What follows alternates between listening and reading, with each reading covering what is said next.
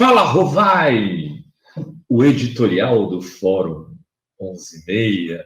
Então, para você que assiste o Fala, Rovai no horário das 3 da tarde ou depois, se inscreva no canal e vire membro, contribua, enfim, apoie a mídia progressista. Mas eu separei hoje aqui, é um assunto dentro do assunto, né? Nós temos aí o desmonte da Lava Jato, o enterro da Lava Jato, mas, ao mesmo tempo, a gente tem a constituição agora orgânica do partido da Lava Jato, que sempre existiu, mas com uma cara de justiça. E agora os canalhas estão pelados em praça pública. E o canalha auxiliar, o canalha Moro, merece uma biografia. Eu vou aqui contar a história desse sujeito chamado Deltan Dallagnol, ou Dallagnol, como eu gostava de chamá-lo, quando ele aprontava das suas, quando ele fazia os ataques que fez. O Deltan é o sujeito que, lá no dia 14 de setembro de 2016, né, ou seja, antes do Lula ser preso, né, fez aquela apresentação de PowerPoint, né, colocando o Lula no centro e todos os processos apontando para Lula como se ele fosse o chefe da quadrilha de uma grande operação criminosa. E que disse naquele dia: não temos prova, mas temos convicção. A frase que viralizou, né, a frase que se mostrou o resumo do que era a Operação Lava Jato. Tudo que ele fez ali era baseada nas delações premiadas, o que eles chamavam de teorias do probabilismo explanacionismo, teorias criadas e defendidas por eles para dar sustentação àquele conjunto supostamente probatório, que não tinham provas explícitas de absolutamente nada. Delações como a do Barusco, que agora nega absolutamente tudo que falou, como a do Palocci, que ia do nada ao lugar nenhum. Delações como a delação dos diretores da Petrobras, que Paulo Roberto, enfim, aqueles caras que ficaram milionários, sim, fazendo esquemas de corrupção, e que não tinham delatado absolutamente ninguém do PT, até que eles começassem a colocar na mesa. Vai falar do Vacari, você pode ganhar aqui 10 anos de liberdade, pode ficar com tantos de recurso. Vai se falar do Lula, ganha um prêmio Master. Se falar de não sei quem, delações como a dos Odebrecht, né, que viram a sua empresa, né, ser destruída pela Lava Jato, e mesmo assim se acovardaram totalmente, porque o Marcelo Odebrecht, depois de 2 anos e meio preso, acabou falando tudo o que eles queriam, o que não queriam, para esses caras que trocavam informações de WhatsApp, como mostrou a Vaza Jato, para acertar como seria a delação. Paulo Roberto da Costa, lembrei o nome lá do cara, o diretor que fez, o Delcídio. Eram tantos que foram inventando. O apartamento aqui do Guarujá, da empreiteira que fez o apartamento. E esse cara, né, esse sujeito que fez tudo isso para quê? Para entrar na política, para fazer o que ele está fazendo agora pela porta dos fundos. Mas que ele queria fazer pela porta muito da frente, quando ele aprovou que aquele fundo, né, aquela multa que foi para os Estados Unidos, devolvida para o Brasil da Petrobras, e queria criar um fundo privado do Ministério Público Federal do Paraná, um fundo privado, uma multa estatal que ia para um fundo privado. Era de 2,5 bilhões de reais na época, com dólar a preço, valor de hoje, certa, se eu não me engano, era 900 e poucos mil dólares, quase $1 milhão, que na época performavam 2,5 bilhões de reais.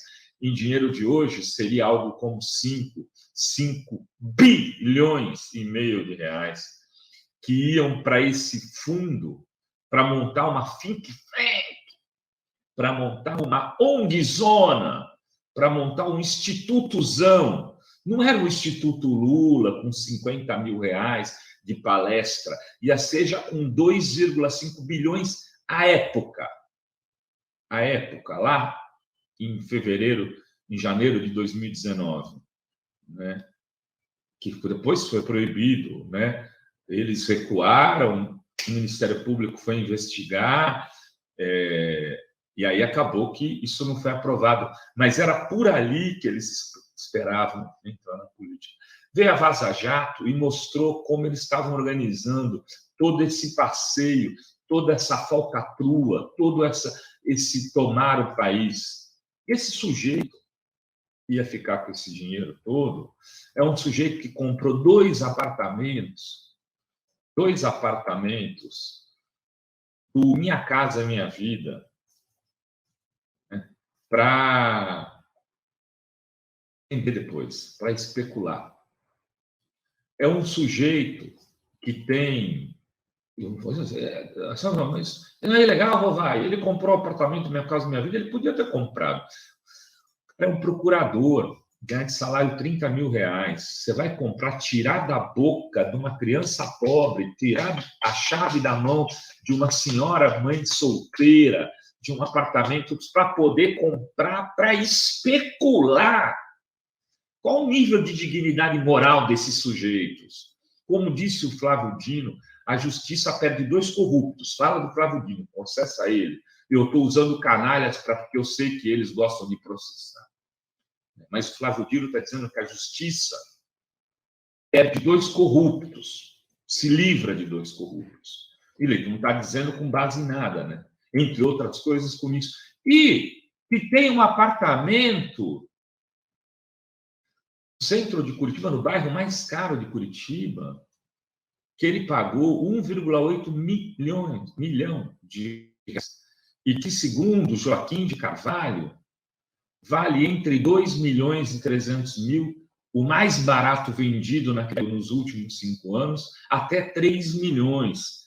E ele comprou, sabe de quem? Daquele Diogo Castor, o procurador que foi afastado da Lava Jato porque colocou outdoor.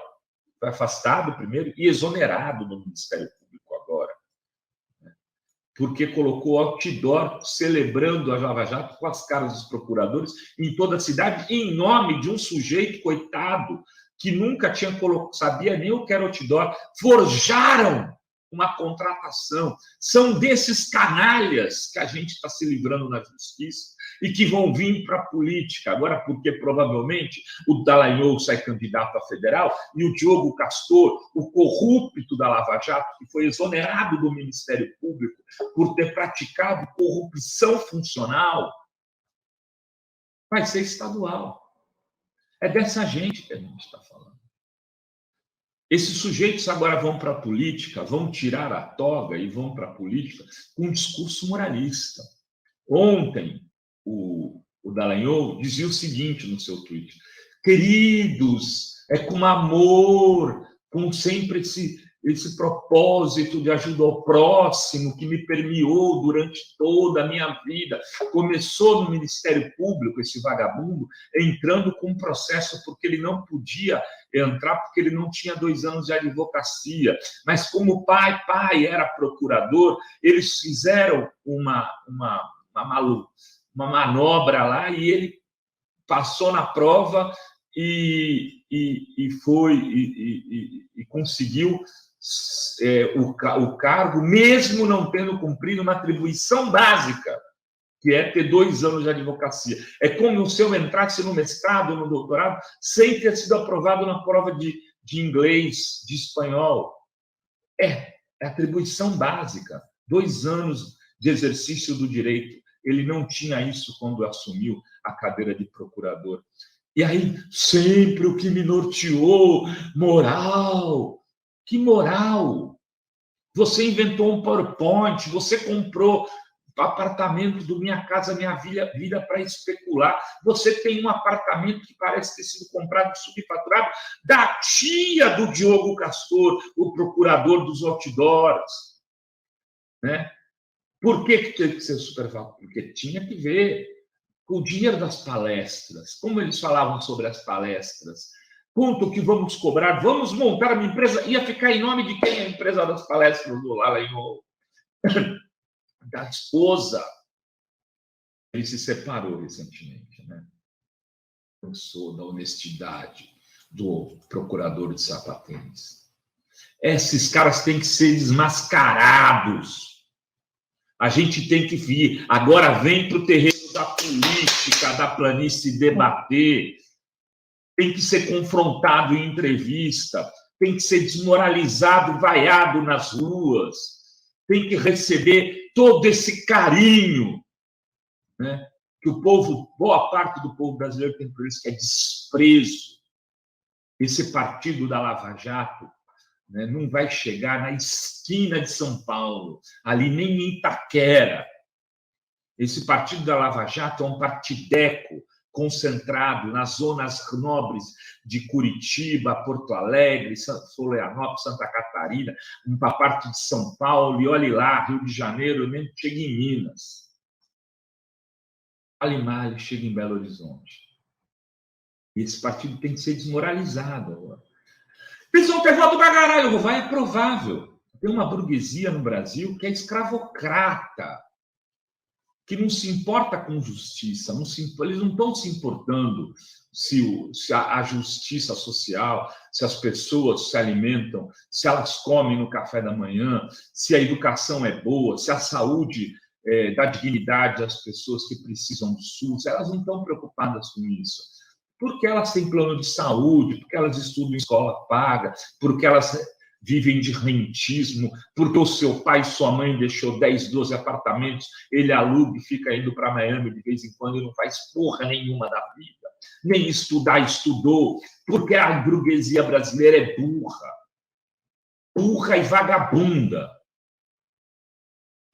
É a cara desses meninos da Procuradoria, liderados pelo Dallagnol, os meninos de Curitiba. Esses caras terão que ser banhados no óleo quente das urnas da pior maneira possível. É preciso derrotá-los. Eles não serão derrotados na eleição de 2022. Eles vão se eleger. Mas, ao entrar na política, eles saem do topo da montanha e vêm aqui, ó, na beira do rio, e vão ter que aprender a nadar. Era isso o Fala Rovai de hoje. Beijos, beijos, beijos a todas, todos e todos.